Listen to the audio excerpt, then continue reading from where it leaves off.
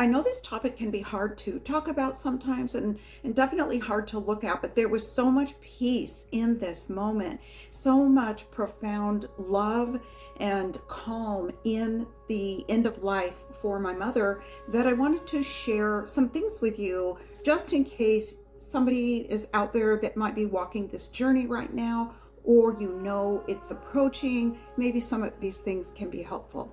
It's about how to create a space for the person who is unwell. Now, my mother, thankfully, she got on hospice and it was very quick. I mean, it was literally within 24 hours from the time the referral for hospice came in. And then by the time she got to my house, we had about 5 days with her at my house until her passing. I wasn't trying to be a nurse, and I'm not a nurse, wasn't a nurse in that moment. I wanted to be her daughter. I just wanted to take care of her and make this not chaotic, but the complete opposite for her. About 10 days before she passed, she complained of all over body pain. That took off real fast. Her pain continued, so that was the beginning of the end for her. Everybody is different, so I'll just share what happened with us. The last day I had with her in memory care, she wanted to play cards with me. My mother loves to play cards, so I'm going to put up a picture here of us playing cards in one of the rooms and how much she was enjoying it. But then right after our 5-card games got done, she wanted to do 5-card games. She put her head down on the table and told me that she was exhausted and tired and in pain. Okay, Mom, now we're on our video. Say what you just said to me. I just want to say to my daughter Lisa that she's the best daughter anywhere. Anywhere. Thank you. And you said, does God know? Oh, does God know what a good nurse you've been and what a good person you've been? Isn't that, you're so sweet, Mom. Yes. Thank you. Well, you're welcome. Golly days. But I'm so grateful for that. I'm so grateful for that time I had with her playing card games again with my mom. We quickly arranged for her to get transferred to my house from memory care. And this is where it all begins. How do we make a space like this peaceful, even if a person is in hospital? But you can. Here is what we focused on.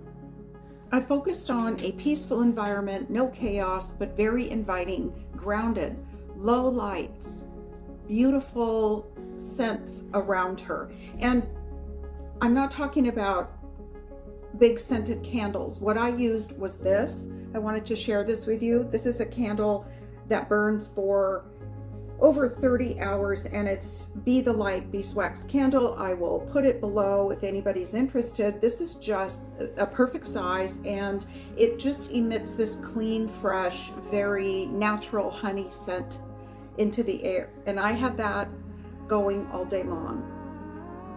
If you're in a place where you can't have candles and light them, then maybe something like this. This kind of a really pretty soft votive.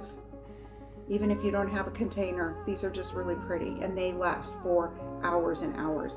But that is something that I've used in the past too when I've been with other people who've passed on. The environment is just something that is cozy, warm, inviting for other people, and a space where the person can feel relaxed, because a lot of people who are in the process of passing experience a lot of agitation, and the medications help most people with agitation, but not all. And it took many trials of different things and different time spent with her to figure out how to get her agitation down.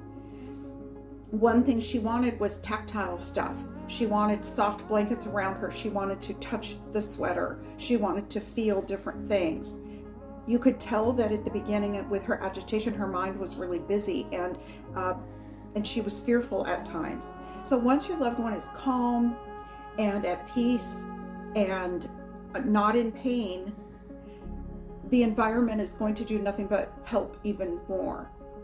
Soft lighting, like I said, she kept talking about seeing visions of blue, the color blue, and visions of blue flowers around her. So we did have people bring in small flowers. We had flowers in vases all around the living room area. And I made sure that things were organized as far as the medication list, the medications, and a notebook. So we all knew what was coming up next, because sometimes those medications need to be given every hour for a while, or for 48 hours, for example. And you don't want to miss a medication. And you don't want that to be a big part of your stress either. So keeping that separate and that organized was really helpful.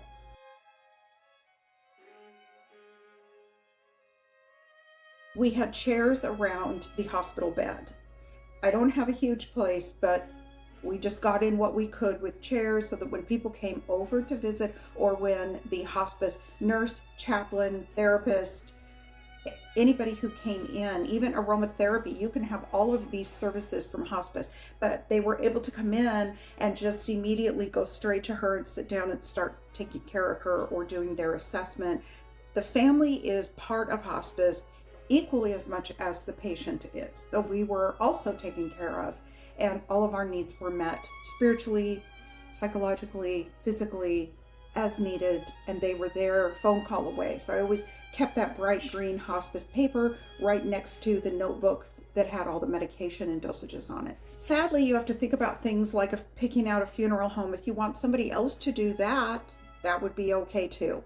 Because again, during this time, I feel like you just don't want any of that.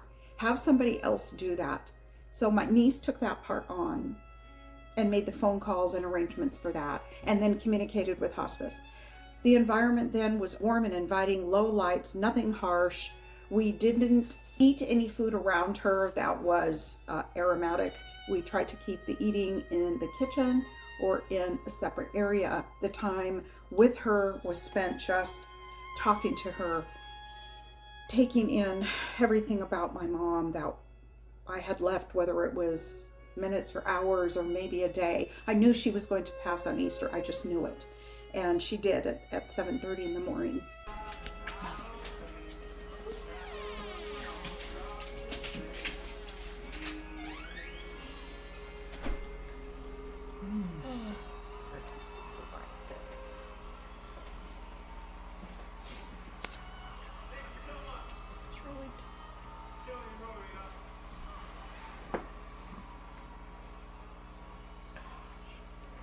So in this soft, calm room, it was so nice to be able to just, whenever we felt like it, come around and talk with her privately, or the group of us would come around her bed, and it felt inviting and homey and comfortable. And I was able to tell her everything I wanted to say, because I was lucky enough to get more hours and more days with her at my house before she passed.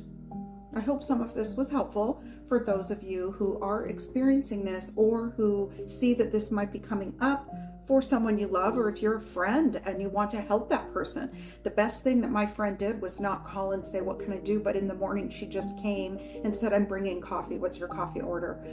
And she did so many things for us. She baked goodies for us and just would drop things off. Other people, my friends, would have food sent. I mean, there's so many things that people want to do to help us get through this time. It's okay to ask for it. I didn't need to fix anything. I just had to walk through the process with her and hold her hand and be near her. Just sit, breathe, and be present.